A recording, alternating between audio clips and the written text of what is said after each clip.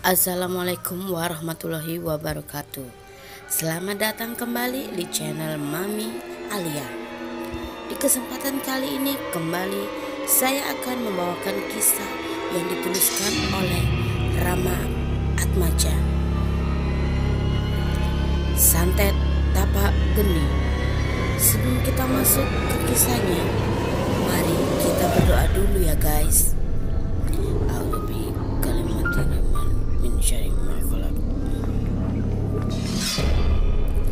Ini dia kisah selengkapnya.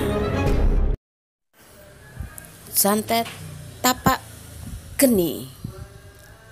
Samer, buka matamu, nyawamu ada di ujung. Jawa Timur, Desember 2020. Di salah satu daerah ada pemilihan kepala desa. Pemilihan yang seharusnya dilaksanakan di tahun sebelumnya, namun justru dilaksanakan di tahun tersebut karena terhalang oleh pandemi. Samer yang ikut serta dalam kegiatan tersebut harus menguatkan mental dan fisiknya. Karena apa? Yang tak nampak banyak bagi kemanjakan orang. Kini berterbangan dan saling beradu serangan gaib dari para spiritual, saling mengadu ilmu. Siapa yang paling kuat dan bisa jadi seorang pendukung agar calon yang dipilihnya bisa menang. Karena efek energi yang saling berbenturan tersebut membuat Samer merasa kewalahan. Energi yang saling bersinggungan dengan energi negatif yang ada di sekitar membuat tubuhnya merasakan lelah yang teramat. Selepas hari pemilihan kepala desa, Samer jatuh sakit. Samer yang merasa lelah sudah tak memikirkan hal itu. Energinya terkuras habis karena sudah banyak membuang setiap energi gaib yang datang. Entah mengapa gesekan energi waktu itu, Samerlah yang dijadikan sasaran.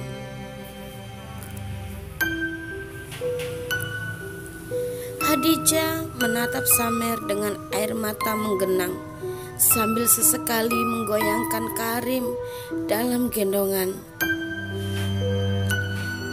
Ia pun berujar, "Mas, aku hubungi teman-temanmu yo. Rasanya Mas tak akan sanggup menghadapi ini sendirian. Toh makhluk-makhluk yang ikut sama Mas sampai kewalahan menangkis setiap serangan, Mas."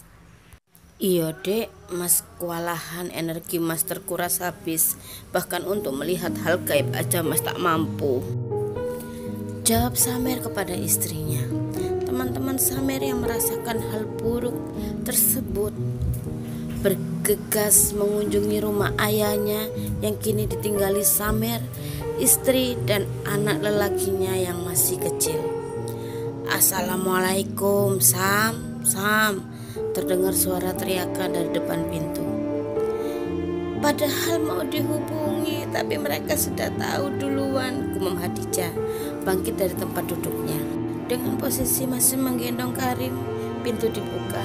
Nampak raut cemas terpancar dari wajah teman-teman Samer. Hadijah tersenyum. Ia merasa senang karena teman-teman suaminya itu begitu peduli. "Waalaikumsalam. Kebetulan Mas, padahal mau aku hubungi," ucap Hadijah. "Bagaimana keadaan Samer? Aura rumahnya gak enak," teriak Ghazali khawatir. "Masuk saja Mas.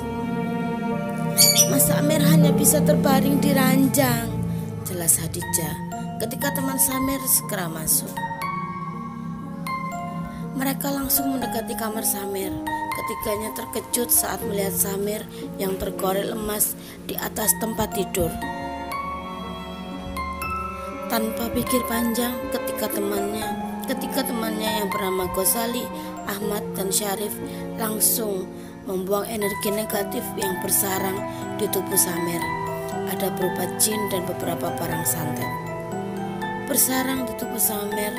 Malam itu pun mereka lalu dengan kewaspadaan, takut ada santet susulan. Ketika temannya berjaga di ruang tamu, sedangkan Khadijah duduk di bawah ranjang sambil menenggelamkan tubuh sebagian atasnya di atas ranjang, tertidur di samping Samer. Karim sendiri masih pulas tertidur di ranjang kecilnya yang menyerupai ayunan. Sesekali Khadijah bangun dan menggoyangkan ranjang ayunan itu agar Karim tak bangun. Sudah beberapa hari berselang, dalam lelahnya Samer merebahkan anggota tubuh untuk beristirahat di ruang tamu. Beralaskan tikar, sebelumnya Ghazali yang memapa Samer karena dia tak sanggup untuk berjalan. Samer berharap ingin cepat sembuh dari sakitnya, dan dia pun berharap kalau energi spiritualnya bisa kembali pulih agar bisa menangani setiap kiriman santet yang datang, walau sudah ada Ghazali, Ahmad, dan Syarif yang telah membantunya selama ini. Tetapi dia tak bisa terus-terusan merepotkan ketiga temannya itu. Malam begadang dan berjaga di rumahnya, menguras energi untuk membuang kiriman santet. Sedangkan siang harinya, ketiga temannya itu harus bekerja. Terkadang saat berjaga, ketiga temannya itu tertidur karena merasakan kantuk dan rasa lelah. Tetapi di saat ada bahaya, ketiga temannya langsung bangun dan menetralisir setiap energi negatif yang hadir. Bagi Samer, bukan kali pertamanya mendapat kiriman santet. Baginya sudah hal yang wajar dan sudah seringkali menangani hal tersebut. Tetapi entah mengapa berbeda dengan santet yang dikirim kali ini. Malam ini Samer mencoba memejamkan kedua matanya. Namun berasa ada energi kuat yang datang. Seketika makhluk kiriman itu menusuk salah satu anggota badannya. Samer mencoba melawan, tetapi kehabisan energi. Samer berusaha membuang energi negatif tersebut, tetapi sudah tak kuat karena secara fisik pun Samer dalam kondisi sakit. Dan dia lemas secara fisik karena tak bisa makan, tidak ada nafsu makan, pandangannya memudar.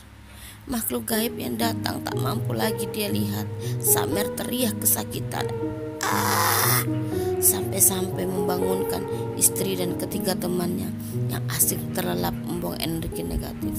Atau hal buruk yang datang perlu energi yang sangat kuat karena sudah tak merasa kuat. Samer, teman-temannya yang membantu pun merasakan kewalahan. Nampak raut wajah kecemasan terpancar dari wajahnya. Sedangkan Khadijah tak bisa berbuat apa-apa, hanya bisa menangis melihat kondisi suaminya yang semakin hari semakin memburuk. Karim pun menangis begitu kuat, membuat mama muda itu merasa kebingungan. Dengan segera mengambil Karim dari ranjang tidur, ia coba tenangkan Karim sambil memberinya ASI. Samer bingung, dia tak tahu harus bagaimana. Dia tak tega melihat air mata menggenang di pipi Khadijah.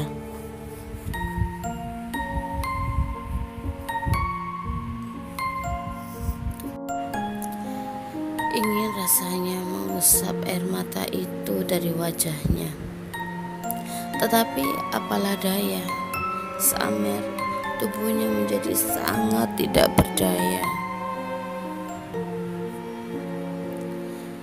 Samer, bukalah matamu, nyawamu ada di ujung, terdengar bisikan dari salah satu khodam pendampingnya. Di sisa energi, Samer membuka kembali mata batinnya untuk melihat apa yang terjadi dengan tubuhnya dan makhluk apa yang menyerangnya. Samer kaget saat tahu kalau ada sosok manusia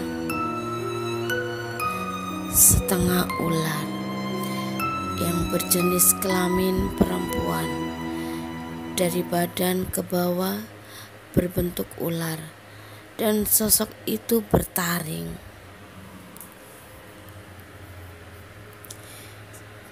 Di keningnya terdapat sebuah permata, namun permata tersebut merupakan salah satu bagian tulang Samer.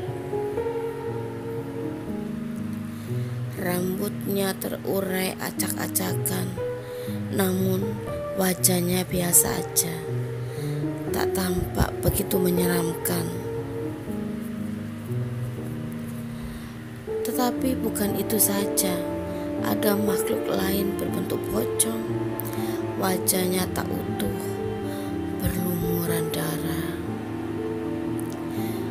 Matanya melotot, menatap penuh kebencian. Kainnya putih lusuh, kecoklatan. Dengan segera, Samer melihat ke arah keluarga kecilnya. Untungnya, istri dan anaknya yang berumur setahun tidak merasakan apapun. Keduanya dalam kondisi yang baik-baik saja.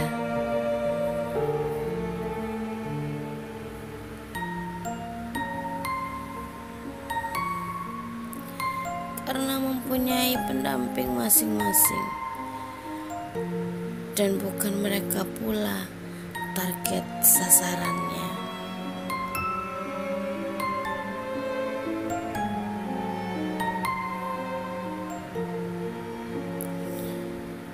Perlahan dia melihat kondisi tubuhnya. Samer kaget saat mengetahui ulu hatinya tertancap sebuah keris. Tombak yang menancap di tenggorokan. Lalu melihat jantungnya terdapat bekas telapak tangan.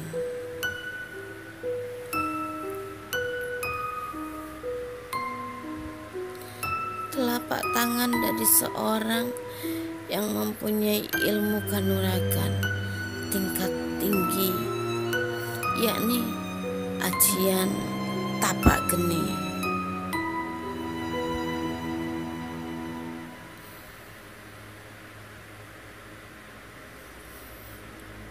Jikalau orang biasa yang terkena ajian tersebut, mungkin sudah pasti meninggal dunia.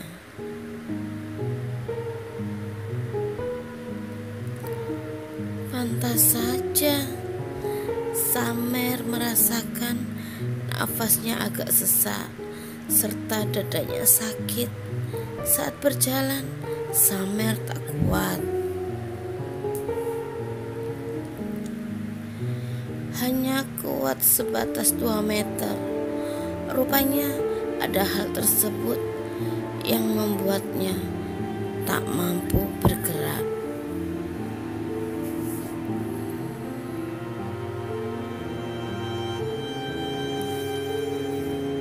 Ghazali, Ahmad, Syarif, masih bisa bantu kan? Tanya Samer yang masih terbaring di atas tikar.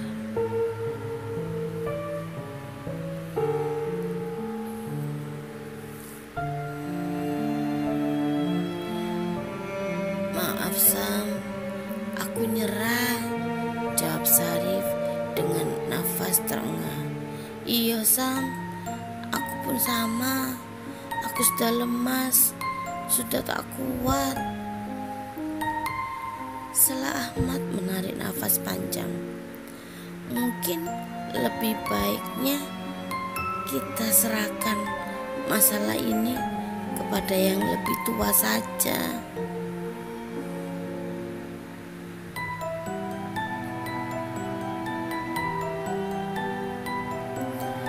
Saran Ghazali sambil mengusap peluh yang bercucuran di wajahnya.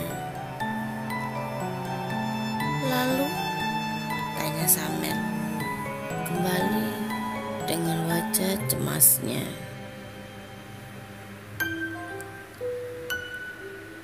Sebisa mungkin kita akan bantu untuk malam ini, tapi tak bisa memulihkan keadaan, jawab Ghazali lalu bersiaga.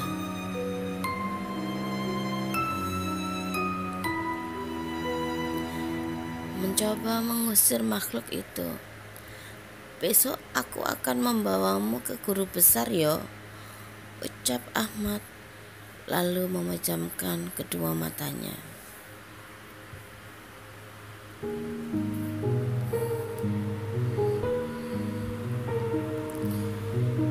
Seraya membaca doa-doa, disisa energi mereka dan dibantu para khodam pendamping dari masing-masing.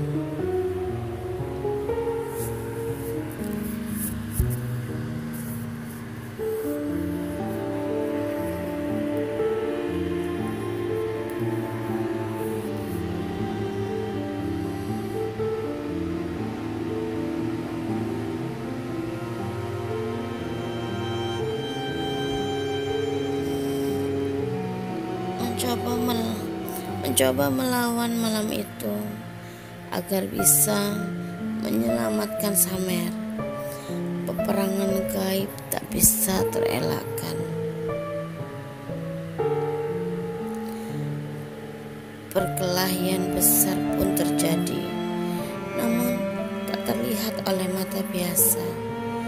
Bahkan Samer sendiri sudah kehilangan pandangannya.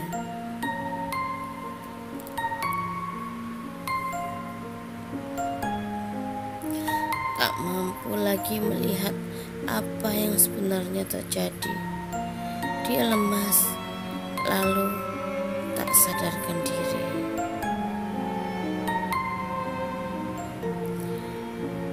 Esok harinya teman-teman Samer menggotongnya masuk ke mobil.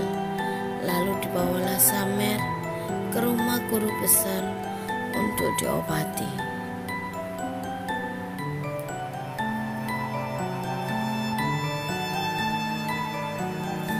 Samer sendiri tak tahu bagaimana cara guru besarnya mengobati dia. Samer hanya fokus menahan rasa sakitnya.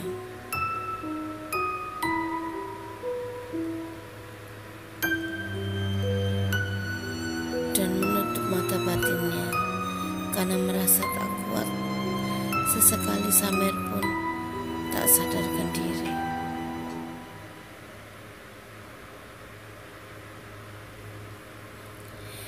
Dia tak kuat menahan rasa sakit yang mendera. Usaha teman-temannya pun membuahkan hasil.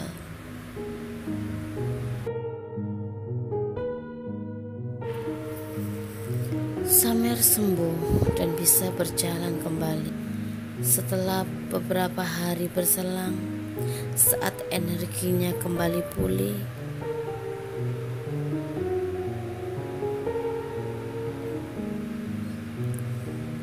Samer kembali melihat tubuhnya yang ternyata bekas telapak tangan itu tidak bisa hilang.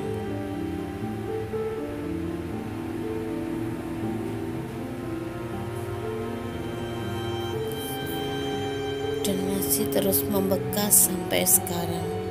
Bekas telapak tangan yang hanya bisa dilihat melalui mata batin. Tetapi setidaknya Samer masih bisa sembuh walaupun tak seperti dulu. Selesai, dan sampai jumpa di kisah lainnya. Tetap bersama Mami Alia. Terima kasih Mas Rama. Terima kasih teman-teman yang sudah mau menyimak kisah ini di sini. Wassalamualaikum warahmatullahi wabarakatuh.